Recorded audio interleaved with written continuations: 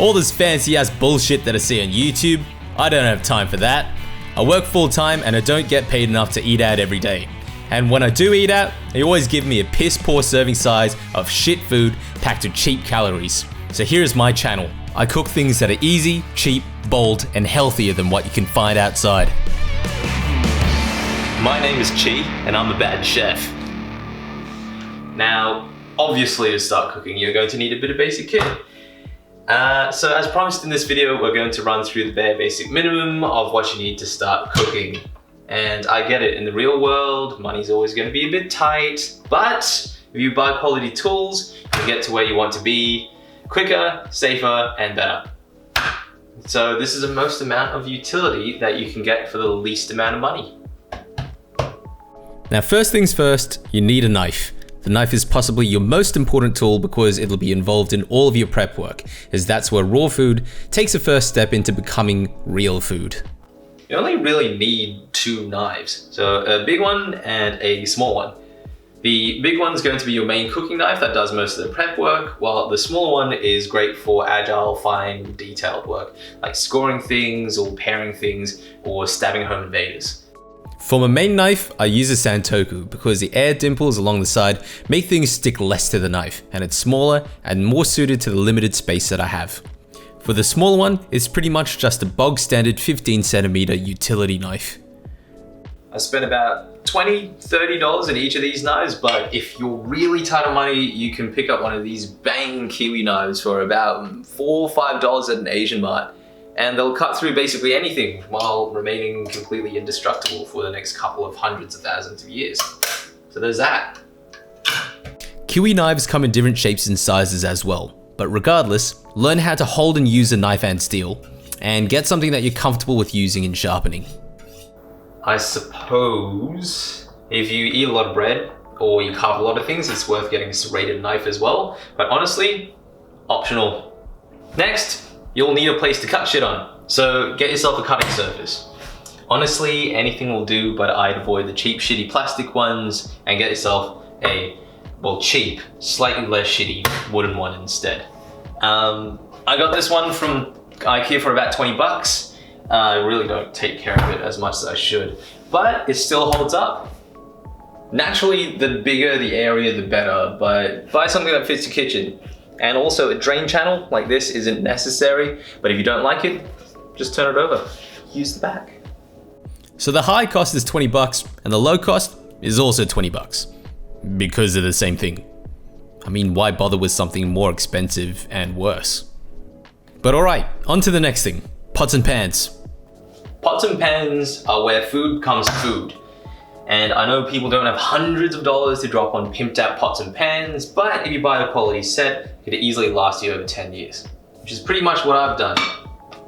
I dropped about $250 on this 5-piece, and that works out to be about $10 per pan per year, even if I continuously abuse them for 5 years in a row. 10 bucks a year? Spend more than that a week on tea and coffee. But regardless, what I've got includes a small saucepan, a medium saucepan, a big stock pot, a skillet, and a satay pan.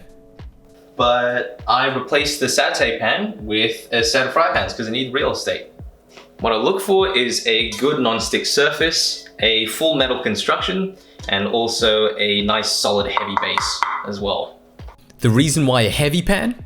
When you drop something into the pan, it cools the pan off. You want something that stays as hot as possible so the stuff that you put into the pan doesn't just boil off. A heavy pan can carry more heat. It also makes the flames a bit less direct, so it reduces the chance of burning your food. Why full metal? It's so that you can chuck the entire pan into the oven without all the bits melting off the pan into your food. Plastic usually doesn't play too well in an oven. And why non-stick? Well, it's a bit easier to work with than to clean, and you end up using less oil. I know cast iron gives tastier food or whatever, but also they're a bitch to maintain, so I don't do that. If you're running a little lean on cash, the oven-proof ones at IKEA aren't actually that bad at all. They'll set you back about $160 for a set of 5, but if you have $250, I highly recommend going to one of those discount basement stores and seeing what deals that you can get.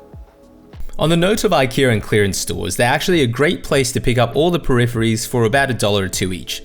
Shit like a spatula, speed peeler, grating bell, garlic crush, tongs, big ass chopsticks, a ladle, baking tray, measuring cups, kitchen shears, and maybe a strainer or a sieve. It's all the stuff that you usually don't think about too much when you're cooking, but they're incredibly helpful tools to have around. And the next part? Buy some nice plates and stabby things. They don't have to be expensive, but it makes a hell of a difference to the whole experience of eating, more often than it's given credit for. Like, you don't want to eat out of Tupperware with a spork as a grown-ass man. And plus, if you have a date around and you want to impress, get something with a bit of personality to it. The crockery, interestingly, I got these from Aldi. You get these beautiful satin finished, square-lipped Bauhaus style terracotta plates for $10 for a set of 4. So it means that you could get about 2 of these full dinner sets for $60. And that's enough to fill a dishwasher. Means you don't have to hand wash a dish ever again. I also bought 2 slightly nicer sets of 6 for about $30 each set for extra special occasions.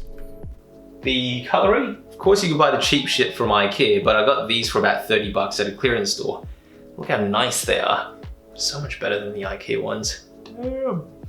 The nice ones only come seasonally through the clearance stores, so keep an eye out for those. For the next item though, I will mention toaster ovens.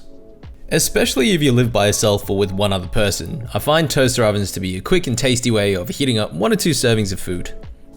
Conventional ovens take a little bit too long to heat up and cool down, so this little bad boy would be a bit quicker. Of course, there are microwaves, but they only serve depressing food in a disproportionately hot bowl.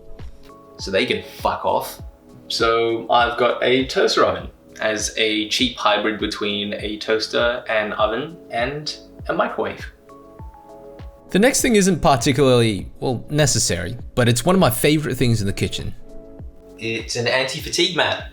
Got mine for $35 online, and it makes you feel like you're standing on a sporty marshmallow. It's because I've got these just fuck-ass feet with absurdly high arches. So it helps me stand longer, makes my shitty knees hurt less. So there you have it. That's my kit. Oh, food, yeah. Yeah, let's do some food today. Today we're gonna make garlic bread. So what you need to do that is get some garlic, get some bread, and just